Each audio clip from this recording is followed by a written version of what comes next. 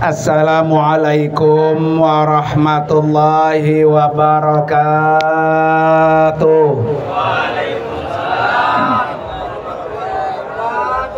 Bismillahirrahmanirrahim.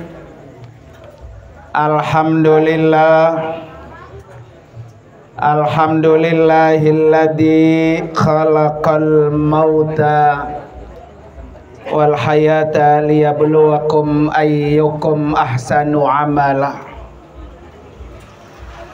Asyhadu an la ilaha illallah wahdahu la syarikalah wa asyhadu anna sayyidana wa nabiyyana Muhammadan abduhu wa rasuluhu la nabiyya wa la rasula ba'dah. Allahumma fasalli wa sallim wa barik ala sayyidina Muhammadin wa ala alihi wa ashabihi ajma'in, amma ba'du. Qala rabbi shrah li sadri wa yassir li amri wahlul 'uqdatam min lisani yafqahu qawli waj'al li waziran min ahli. Subhanaka la ilma lana illa ma 'allamtana innaka antal alimul hakim. Sadaqallahul azim. Hadratil mukarramin wal mukarramat, para asatidzah wal ustazat, wabil khusus yang sama-sama kita hormati dan kita doakan keluarga besar almarhumah Ibu Maryani binti Engkong Jahari. Dalam hal ini salah satu putranya yaitu guru kita Al-Mukarram Bapak Ustadz Baihaqi. Kita doakan almarhumah, Allah terima amal ibadahnya, Allah ampuni dosa-dosanya, dan Allah tempatkan kuburnya raudhah min riyadil jannah. Amin ya rabbal. Yang juga sama-sama kita hormati guru kita Al-Mukarram Bapak Ustadz Haji Matroji Anwar SPDI, guru kita Al-Mukarram Bapak Ustadz Haji Ahmad Zajuli, guru kita Al-Mukarram Bapak Ustadz Nur Ali, dan juga guru kita Al-Mukarram Bapak Ustadz Sirajuddin, dan juga yang sama-sama kita hormati Ketua Yayasan Cabang At-Taqwa Kampung Wates, yaitu Al-Mukarram Bapak Ustadz Ahmad Syahid, dan para orang-orang tua, para guru-guru yang lain yang mohon maaf tidak bisa saya sebutkan satu-satu, namun tidak sedikit pun mengurangi rasa hormat dan takzim saya kepada para beliau. Kita doakan semua guru-guru kita biar Allah kasih panjang umur, sehat walafiat, dan terus bisa menebar manfaat untuk kita semua. Para bapak, hadirin dan hadirat sekalian, jamaah jamaah tahlil, penutupan tahlil yang dimuliakan oleh Allah Subhanahu wa taala. Alhamdulillah wa syukrulillah, malam ini saya bisa hadir karena baru tahu tadi pagi pas lagi akdun nikah di rumah Bapak Kiai Haji Mifdad. Dan kebetulan juga memang saya 1 minggu yang lalu, hari Kamis kemarin baru pulang dari Mesir. Pak Prabowo datang, saya pulang. Jadi kesisipan di jalan, gak ketemu. Dan malam ini saya janji tadi, ya udah guru ntar saya hadir. Dan alhamdulillah malam ini bisa bertemu kembali kepada masyarakat Kampung Wates. Mudah-mudahan semuanya senantiasa kita diberikan keberkahan dari Allah Subhanahu wa Ta'ala. Para bapak hadirin sekalian, saya lanjutkan saja materi ceramah saya kemarin di rumah guru kita, almarhum Bapak Haji Muhammad Safri, di mana seorang fakih, yaitu Al-Fakih Imam Abu Lais As-Samarqandi, beliau mengatakan, man arada ayyan jua min adabil qabri, siapa orang yang pengen selamat dari siksa kubur, ayyulazima alaihi arba'ata asya, maka rajin-rajinlah, biasakanlah mengerjakan 4 hal. Kenapa? Li'annal asya, karena yang 4 hal ini tudi'u al-qabra wa tuwassi'uhu, karena 4 hal ini akan menyinari kuburan dan meluaskannya. Jadi kalau pengen kuburan kita terang menderang, ya, bersinar seperti malam ini, kuburan kita pengen lebar, pengen luas, maka kata Imam Abu Lais, pelihara yang 4. Yang pertama, muhafazatus sholawat, yaitu jaga sholat, baik sholat 5 waktu maupun apa, sholat-sholat sunnah. Ini tidak perlu saya bahas karena udah saya bahas tempo hari. Amalan yang kedua yaitu wassadaqah. Jadi kalau pengen kuburan kita bersinar, kuburan kita luas, kunci yang kedua adalah apa? Sedekah. Makanya kenapa guru kita memberikan tradisi kalau orang mati suruh tahlilin, karena di dalam tahlil itu ada sedekah. Itu yang bapak makan, ya, buah-buahan, kue, air, itu adalah sedekah yang dipersembahkan keluarga almarhumah, supaya almarhumah di alam kuburnya ini apa? Bersinar dengan sebab sedekah. Makanya kalau ada orang tua kita yang mati, anaknya banyak, jangan ampe nggak ditahlilin. Kesian, kuburannya jadi apa? Gelap. Ya, ini kadang-kadang orang tua mati diajak biaya tahlil pada apa? Bokia-kia. Ya, padahal dulu dia blojor ke dunia dari rahim siapa? Rahim ibunya, sampai mengeluarkan darah, hamil selama 9 bulan. Kemana aja itu ibu kita pergi, lagi bunting, dibawa-bawa kita. Tapi ketika ibu kita sudah meninggal, diajak rembukan tahlil, bol kuning butut apa? Gasir, Pak ya. Nah ini kesian Pak, kesian ibu kita yang di alam kubur. Kalau kuburannya sempit, ya, kuburannya gelap, buru-buru sedekain. Baik yang matinya baru nikahi almarhumah maupun yang matinya udah bertahun-tahun, nggak apa-apa sedekain atas nama ibu kita almarhum Pulan bin Pulan, begitu. Syukur-syukur kita bisa sedekahnya apa?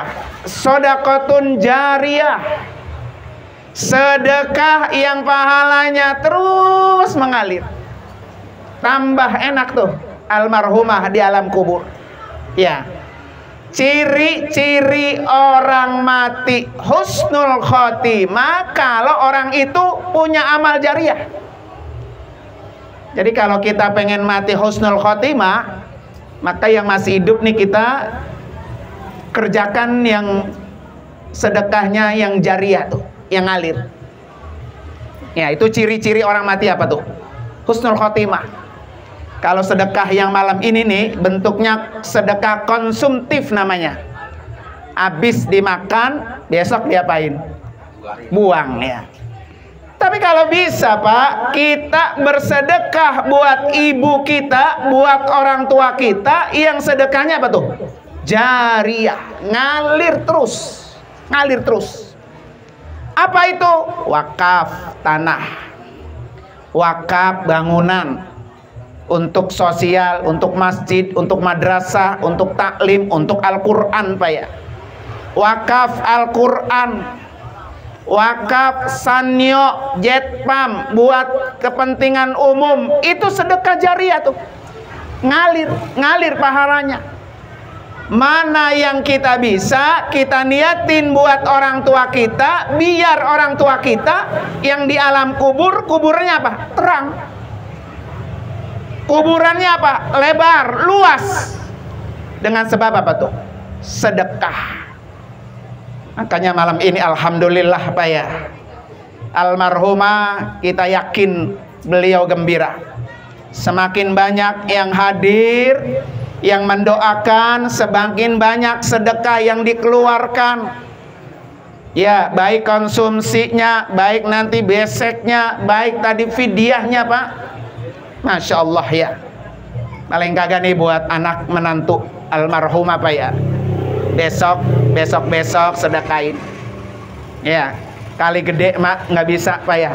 Yang kecil 5.000, 10.000. Tuh, kalau hari Jumat ya, masukin ke masjid untuk pembangunan, untuk operasional masjid, ya itu sedekah juga. Gak apa-apa. Mau disebutin kayak diumumin di masjid, mau enggak, itu mah nggak penting. Nih kadang-kadang kan kita jariah sedekah, kalau nggak ngumumin apa? Marah Pak ya.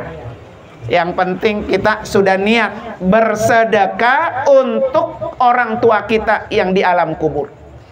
Dan itu Pak, ciri-ciri anak soleh. Ya. Jadi anak soleh itu Pak, ketika ditinggal mati oleh orang tuanya, satu, selalu ngirimin sedekah. Kedua, selalu mendoakan. Maka nanti ada 7 hari, ada 40 hari, ada 100 hari, ada haul. Itu jangan sampai ditinggal tuh haul. Dalam rangka tuh menyinari kuburan orang-orang yang kita haulkan. Ya. Jadi ciri-ciri anak soleh, satu, mendoakan orang tua yang sudah berada di alam kubur. Yang kedua, menyedekahkan apa yang kita punya. Ini ciri-ciri anak apa? Soleh. Yang ketiga Pak, jangan sampai orang tua kita udah mati, anak yang ditinggal pada kagak akur. Nah ini salah satu ciri orang anak yang tidak berbakti tuh. Kalau ada orang tua meninggal, anak yang ditinggal pada apa tuh? Pada nggak akur, pada berantem, pada berebutan. Orang tua yang di alam kubur nangis tuh, nangis. Jangan dikira Pak, orang yang sudah di alam kubur nggak ngeliat anak-anaknya ketika ditinggal mati, kira-kira pada makin akur, makin cocok, makin akrab apa enggak? Kalau dia ternyata makin jauh dari saudara sama saudara Pak ya, maka orang tua yang di alam kubur apa tuh? Menangis. Nah malam ini alhamdulillah Pak ya, mudah-mudahan Ustadz Baihaqi nih ya bisa menjadi apa? Nakoda. Ya, pilot buat saudara-saudara dari orang tua yang sudah berada di alam kubur. Minimal digilir Pak. Jumat ini si Fulan, Jumat ini si Fulan, Jumat ini si Fulan, sedekah buat siapa? Buat orang tua. Karena itu yang akan memberikan sinar, menyinari kuburan dan memperluas. Jadi enak gitu Pak. Kita tidur di kamar aja kalau sempit Pak ya, sumpek. Apalagi tidur di mana? Di kuburan Pak ya. Maka untuk memperluas kuburan orang tua kita, jangan tinggalkan sedekah. Ya. Di samping itu pula Pak, kata Rasulullah apa? Sedekah buat orang yang di alam kubur itu memadamkan, mematikan siksa kubur. Jadi kalau kira-kira nih orang tua kita di alam kubur senang apa bahagia? Disiksa apa nikmat Pak ya? Kalau kira-kira orang tua kita disiksa, karena kita tahu masa hidupnya mungkin jarang sholat, masa hidupnya mungkin jarang ikut majelis-majelis taklim sama tetangga kiri kanan, orang tua kita umpamanya kagak akur umpamanya. Udah tahu tuh kita tuh, ya Allah orang tua kita pasti disiksa. Nah, untuk memadamkan siksa kubur Pak, itu diantaranya apa tuh? Sedekah. Jadi ingat begitu aja tuh, kalau kita sedekah, ya Allah kalau gua nggak sedekahin orang tua gua ya dikemplangin baik nih, lagi disiksa baik. Makanya ketika kita kasih sedekah, maka siksa itu berhenti. Ya, siksa itu berhenti dengan sebab apa tuh? Sedekah. Kalau kita nggak punya cuannya Pak, cuannya nggak punya buat sedekah orang tua, yang kita bisa apa? Nih nomor 3, qiraatul Qur'an. Tuh, sedekah kan pakai duit ya. Nih kita duit mamanya nggak punya buat makan, buat anak bini kita, buat anak sekolah mamanya. Kita ngirimin bentuknya materi, rasanya berat. Ini yang ketiga Pak, yang bisa menyinari kuburan orang tua kita, yang bisa memperluas kuburan kita, qiraatul Qur'an. Dan alhamdulillah Pak, ini almarhumah ya, tadi sudah ditahtimkan tuh, sudah dibaca doanya fidaan minan nar. Ya Allah, dengan baca Quran ini saya tebus dosa-dosanya dengan Al-Quran. Wa itqan minan nar, bebasin dari siksa api neraka. Ya, jadi dengan baca Quran kuburannya disinari, dengan baca Quran kuburannya diperluas, bahkan itqan minan nar, orang itu akan dibebaskan dari siksa api apa? Neraka. Paling kagak Pak, paling kagak ya, kalau kita umpamanya sedekahnya rada berat ya, bacain Yasin aja dah. Bacaan Yasin tiap hari. Sempatnya habis salat subuh, habis salat subuh. Sempatnya habis maghrib Al-Fatihata liridho illa wa ila hadratin Nabi, sebut namanya sampai itu Yasin Pak. Karena kata Nabi apa? Iqra'u Yasin ala amwatikum. Bacain Yasin terhadap orang-orang yang sudah mati. Ya. Dan itu bisa apa tuh? Bisa menyinari kuburan orang tua kita yang sudah berada di alam kubur. Ya, ya syukur-syukur Pak, bisa 2 bulan, 3 bulan hatam. Ya, hatam Quran nih, niatin khusus Quran ini buat orang tua kita. Makanya di kita kan, ya tradisinya ada tahlil, ada bacain Quran, bahkan dibacanya di kuburan lagi Pak ya. Di kuburan. Kenapa di kuburan Pak? Biar orang yang di alam kubur itu Pak, seandainya disiksa, siksanya apa tuh? Berhenti. Maka dikiaskan Pak, dulu Nabi ketika lewat dengar di dalam kubur sedang disiksa, kata Nabi apa? Tuh coba potong daunnya pelepah korma yang masih hijau, ditaruh di atas kuburan. Kata sahabat, kenapa ya Rasulullah? Daun yang hijau ini bisa berzikir menenangkan orang yang di alam kubur. Apalagi kalau sampai baca ayat-ayat apa? Al-Quran. Apa ya? Kali kalau Yasin mak nggak bisa, umpamanya ya Fatihah dah. Fatihah tiap hari Pak. Kalau tiap habis sholat 1 Fatihah Pak ya, maka dia 5 kali mendapatkan kiriman Fatihah. Cahaya kuburannya bersinar terang, terang, terang begitu. Sekarang begini aja Pak, ingat kita aja. Nanti kalau kita mati, kira-kira anak kita doain kita enggak ya? Begitu Pak ya. Iya, kalau kita mati. Makanya kata Nabi, birru abakum tabiru abnaakum. Tergantung kamu katanya, kata Nabi. Kalau kamu masih hidup berbakti sama ibu bapak kamu, kalau kamu masih hidup sering doain bapak kamu, pasti anak kamu akan berbakti sama kamu. Udah begitu aja ukurannya. Kalau sekarang perlu sama orang tua, anak pasti perlu sama kita. Karena kita pasti tua, Pak. Kita pasti apa? Jompo. Ya. Nanti kalau kita udah tua, nauzubillah stroke, Pak ya, di atas kasur nangkrak bertahun-tahun. Anaknya mah banyak, satu aja nggak ada yang perlu. Jangan nyalain anak, nyalain diri sendiri. Ya. Emang kita yang salah, emang saya yang salah. Saya dulu kagak perlu sama ibu bapak saya. Ya, makanya ayat berbakti Pak sama orang tua digandeng sama apa? Beribadah sama Allah. Ya. Wa'budullah wa la tusyriku bihi syai'a wa bil walidaini ihsana. Begitu kata Allah. Beribadahlah kamu kepada Allah, jangan engkau sekutukan Allah. Wabil walidaini ihsana. Nah, derekannya tuh Pak, berbakti sama orang tua. Nah, di ayat ini Pak, berbakti sama orang tua enggak kenal dia hidup atau dia mati. Ini banyak Pak orang Pak. Ya udah mati mah kita udah nggak perlu lagi berbakti, begitu Pak ya. Ya, jadi berbakti itu Pak, masih hidup orang tua kita berbakti, sudah mati juga orang tua kita apa tuh? Berbakti. Tuh ya, dari yang susah umpamanya kita ngatamin Quran khusus buat orang tua kita, hatamin Quran tuh. Ya, kalau ada berat ya baca apa tadi? Yasin. Kalau ada berat lagi baca apa? Fatihah. Abongan, Fatihah masih berat juga Pak ya. Ya. Makanya ada satu riwayat Pak, nih buat kita yang masih hidup, kalau pengen selamat dari siksa kubur Pak, amalannya suruh baca surah apa? Al-Mulk. Al-Mulk tiap hari Pak. Kita kan semua mati.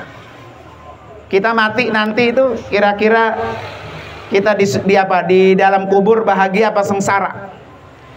Kita nanti mati di alam kubur dapat nikmat apa dapat azab?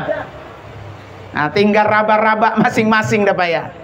Kalau pengen dapat nikmat bebas dari siksa kubur, maka kata Rasulullah baca surah Al-Mulk setiap hari. Dan itu akan membebaskan kita dari azab kubur. Karena orang mati pasti masuk apa? Kubur. Kuburan yang pertama kali yang kita hadapi. Nah para bapak hadirin sekalian, yang terakhir yang bisa menyinari dan memperluas kuburan kita apa Pak? Tasbih. Subhanallah walhamdulillah wala ilaha illallah wallahu akbar. Atau kalau enggak subhanallah wa bihamdi subhanallahil azim. Subhanallah wa bihamdi subhanallahil azim. Itu jadi wirid Pak, wirid. Apa tiap hari mau berapa kali tasbihnya? Mau yang panjangan tadi subhanallah walhamdulillah wala ilaha illallah wallahu akbar, apa mau pendek subhanallah wa bihamdi subhanallahil azim. Ini Pak, tasbih ini satu nih manfaatnya. Dia akan menyinari kuburan kita, memperluas kuburan kita. Kedua, tasbih ini akan memberatkan timbangan kita. Nanti kan kita ditimbang Pak, ini amal baik, ini amal buruk. Kalau kira-kira ternyata amal buruk kita lebih banyak, dosa kita lebih berat, kata Allah, malaikat coba lihat catatan orang ini sering bertasbih enggak? Ternyata sering, taruh tuh tasbih di timbangan, nemplok di timbangan, udah bisa memberatkan. Ya. Yang ketiga Pak, tasbih ini adalah satu wirid Pak yang Allah paling suka. Ya, satu ucapan, satu amalan yang Allah suka. Makanya kata Nabi apa? Ahabbul kalam ilallah arba'un. Ucapan yang Allah sangat suka ada 4. Subhanallah walhamdulillah wala ilaha illallah wallahu akbar. Tuh ucapan atau bacaan yang Allah sangat suka. Nah kalau ini Pak kita jadiin wirid kita sehari-hari, Allah suka sama kita, apa kesulitan kita, Allah kasih jalan keluar. Ini kadang-kadang kan kita Pak, banyak kesulitan, nggak buru-buru ya. Nyari apa nih kuncinya? Kesulitan hidup kita biar gampang. Itu tasbih tuh. Ya, tasbih jangan sampai dia tuh tinggal. Karena dia bukan hanya memberikan sinar di kuburan kita, tapi dia juga merupakan amalan yang Allah sangat suka.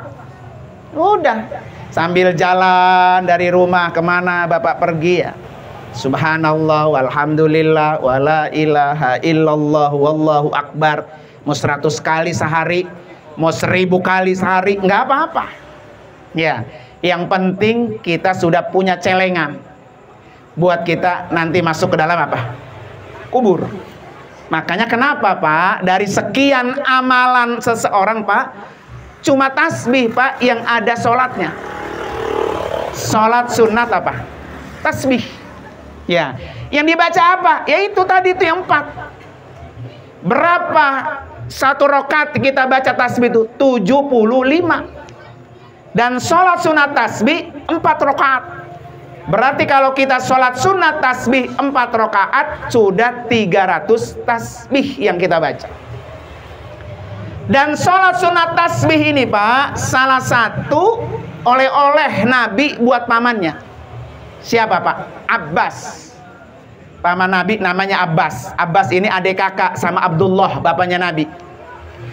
Kata Nabi, wahai pamanku Abbas, mau enggak aku beri amalan yang kalau engkau amalkan, kata Nabi, akan menghapus 10 dosa kamu.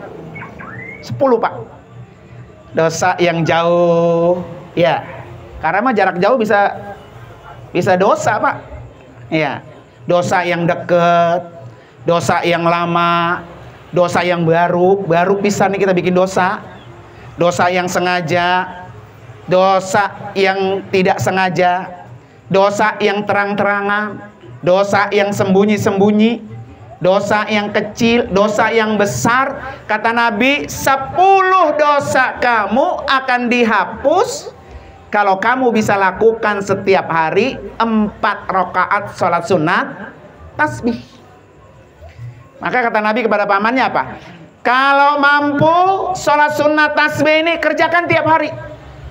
Kalau mampu Pak ya, karena repot baik nggak mampu, kata Nabi kerjakan 1 pekan sekali.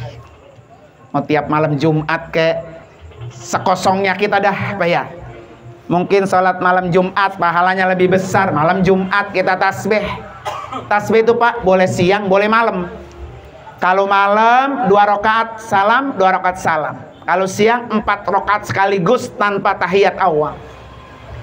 Kalau masih repot, seminggu sekali nggak sempat, kata Nabi kerjakan 1 bulan sekali. Ternyata masih apa? Repot juga. Suruh kerjakan 1 tahun sekali. Masih apa? Repot juga.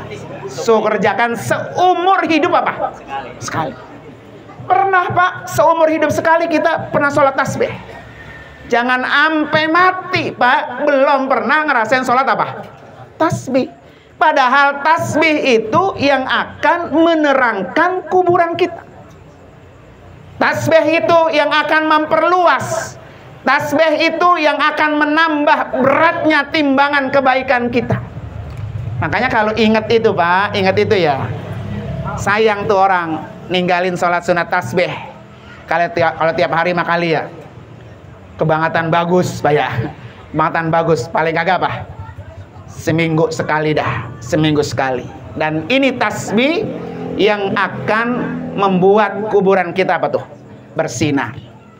Oleh karena itu malam ini mari sama-sama kita baca tasbih Pak ya. Subhanallah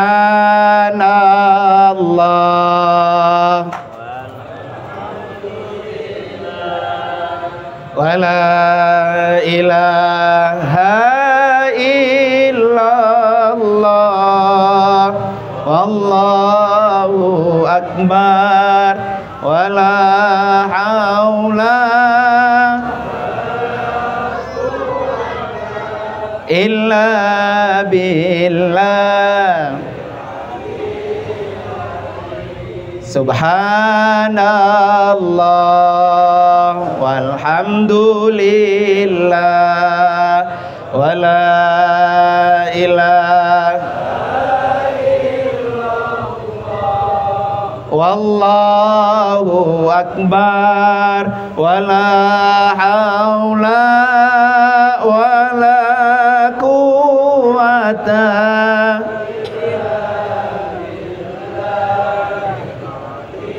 Satu kali lagi Pak. Subhanallah walhamdulillah wala ilaha wallahu akbar wala haula wala quwata.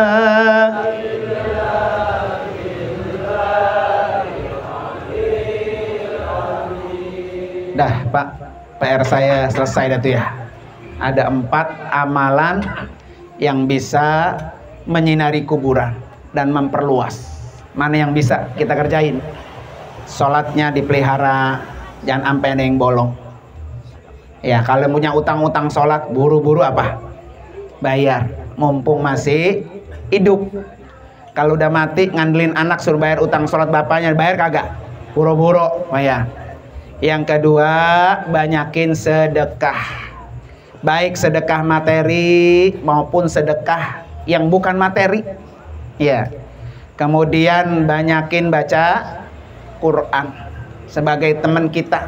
Nanti dia datang ke kuburan kita, Pak. Kemudian yang keempat, banyakin baca tasbih.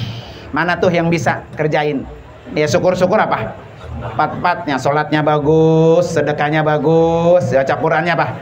Bagus. Kalau nggak bisa sama sekali Pak, kulhu banyakin. Ya kulhu. Makanya kalau di Jumalang itu, kalau orang tahlil datang kemari dipinta kulhunya. Ya, nanti di sini dihatamin di majelisnya. Berapa hatam kulhu? Ya, nggak bisa yang lain kulhu baca. Jangan terpulang kulhu, kulhu, kulhu begitu Pak ya. Nah itu jadi amalan kita, mudah-mudahan ini menjadi nasihat buat saya, ya buat kita semua, biar kita ketika mati di alam kubur semuanya kuburan kita lebih terang dari malam ini. Mari sama-sama kita baca suratul Fatihah khusus untuk almarhumah Ibu Maryani. Semoga dengan Fatihah ini Allah hapus semua dosa-dosanya. Allah jadikan kuburnya terang menderang seperti taman-taman surga. Ala hadini al-Fatihah. A'udzubillahi minasyaitonirrajim. Bismillahirrahmanirrahim. Alhamdulillahirabbil alamin arrahmanir rahim maliki yaumiddin. Iyyaka na'budu wa iyyaka nasta'in. Ihdinas siratal mustaqim. Siratal ladzina an'amta 'alaihim ghairil maghdubi alaihim waladdallin. Amin. Utang saya tinggal satu lagi, Pak. Kalau yang tadi kan yang harus kita kerjakan 4 poin. Yang satu lagi yang harus kita jauhi 4 poin juga. Nanti kalau ada yang mati lagi baru saya datang. Ada lagi yang daftar duluan mati. Ya, masih ada yang harus kita hindari. 4 hal yang bisa menjadikan kuburan kita apa tuh? Terang benderang. Walaupun sholatnya rajin, sedekahnya rajin, baca Quran rajin Pak ya, tasbihnya rajin, tapi yang 4 ini masih di apa? Dikerjain Pak ya? Lah juga sia-sia juga Pak ya. Maka tunggu lagi nanti kalau ada yang mati lagi Pak ya. Terima kasih. Wassalamualaikum warahmatullahi wabarakatuh.